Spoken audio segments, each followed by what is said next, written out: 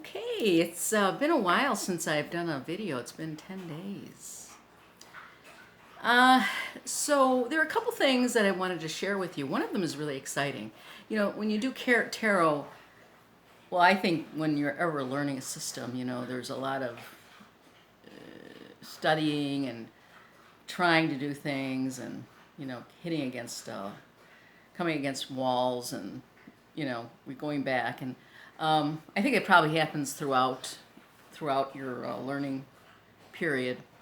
But I found a new spread. I devised my own spread, so I'm very excited about that. I'm going to share with you what that spread is and how I use it. And it's very simple, and it's been a lot of fun, and I think it's a keeper for me. Before I do that, I'm just going to show you some of the things that I've been doing. I know I'm looking at the wrong place, but I'm going to be looking at here because whatever. Okay, so I have been doing artwork. I have been selling at the farmer's market. I have been doing readings. I have been doing selling of my art. I've been doing a lot of things. Classes. I've been doing classes. So had some classes at my house this week. It was very hot here in Western New York. Hot in the United States this past week, for sure, at least in the Eastern United States. So I did my spirit doll class. These are my little spirit dolls, and they are so much fun to do. You just take twigs and put them in a cruciform shape, and then you put I have a little wooden head face put on there, and you dress it up. I have these saris from India, so they're silk. They're 80% silk, and they're just beautiful colors. So the spirit doll represents your spirit or my spirit. So this would be my spirit doll that represents my spirit, and you just keep adding things to it as you see fit. What is this coming from? Oh, that's coming from the inside of her somewhere. She's kind of coming apart already. So I have one of my meditation beads on her. I have little things here. I have a little bell on her, and this kind of crazy hair, and she's adorable. So this is my spirit doll, and this is one that I made for people to look at if they wanted to take the class. I take this to the farmer's market, and I show them my little spirit doll to see if they're interested in making one. So I have a lot of interest in this, and they're fun to do. They're very easy. You just make the cruciform. You get some kind of face. You can do all kinds of faces. These are just wooden 1.5-inch circles that I got on Amazon, and then I just draw the faces in. So they're all kind of made. The front and the back is finished off, so to speak. So these were a lot of fun. Love making these, and you can make these with any age group. And if you go online, I don't have a video about these, but if you go online, go to YouTube, and put in spirit dolls, you should be able to see how people make them. You can make them really any way you like. Just twigs in a cruciform, and then you put the face on, and then just kind of decorate them as you please, as you see fit. Adorable. So that's that. And then, I should put these somewhere else. Then I've been doing a lot of painting. My first painting, I did a Paris series, and that was just a very simple collage-y, loosey-goosey kind of a painting with a table and a background and flowers, right? Yeah, and then I stepped into, this is the bistro series. So here I'm adding a chair and the table and the flowers, and these are finished pieces. I haven't yet put them in put them in a frame or mounted them on anything yet. So these are my bistro series, and I'm still working small size.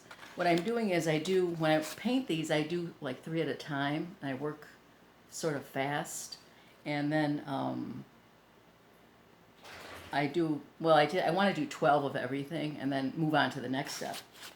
Now, the other thing I've been doing is I do have my journal, and you see now it's getting a little full of stuff. I mean, I just sewed these papers because this journal, which I really like because I did the cover and it's mine and stuff, but it's not good for art. The paper's too flimsy. So I gessoed the paper, and I'm not sure how it's going to work out. It's still pretty damp. But you can see that I have little sketches in there now. I've been going to the lake. I also do it at home. I'm doing sketches, and then color in the sketches. And I actually, when I find a sketch I like, I start doing a painting, the small paintings. This is an interesting thing. See that woman's kind of with her head up, but this was a rough drawing of driftwood on the lake on the beach, and I had it there. And then all of a sudden, I saw this woman with her head back, and I just did that today. Kind of, just kind of rough paint things in,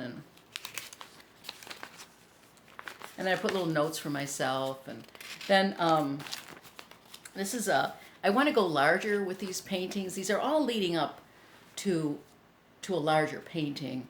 And this painting, I'm also testing different types of paint or pencils, water-soluble pencils. And I eventually, from here, want to go something with person, a table, a window, and the background and the floor. And sort of a Matisse-like paintings, brightly colored. So I was just experimenting with these really cool paints I have. These paints are, they're called ink tints. And I'm gonna, when I do another one of these in a smaller, in a sketch form, I'll show you how to work with this paint.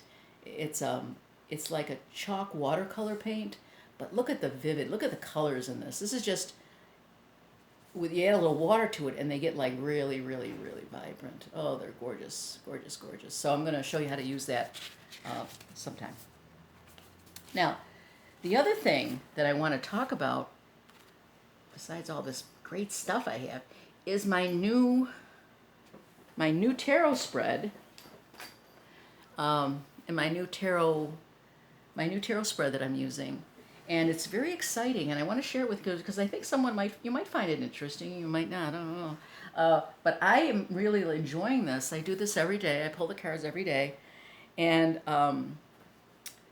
so let's get to it. I am going to try to pause this and then go to my little table here and show you the layout.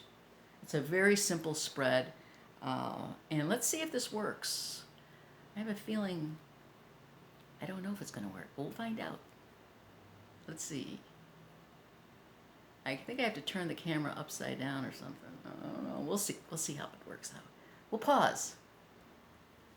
Well, it did not work. I tried to turn it over and I can't do it. So I'll have to talk about it. And I wish I could show you, but that's okay. It's a 5-card spread. And the question is the same. I use the same question every day.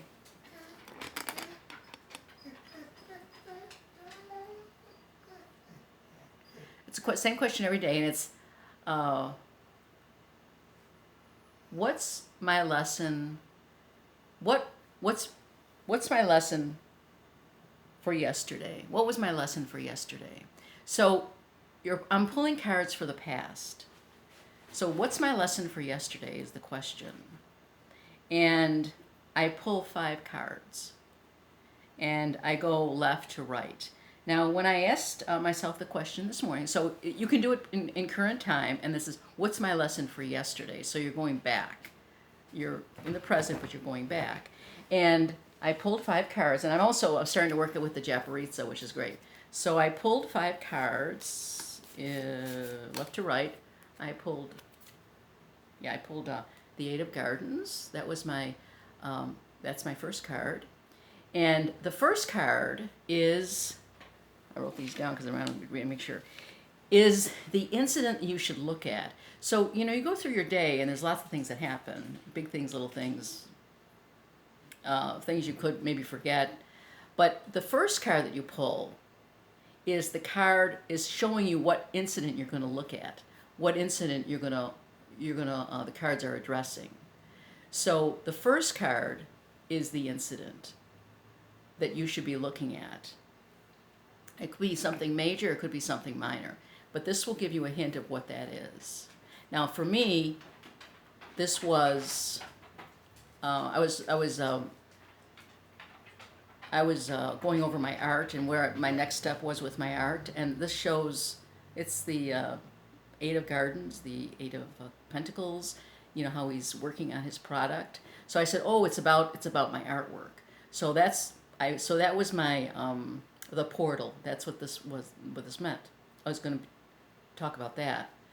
The next card is the general aspect of the topic. So it's about my art, and then the general aspect or the nuances, or you're going to look at that subject more deeply. You're going to go into that subject area, whatever subject area that first card shows, and you know your past. So you're going to look and you're going to focus in.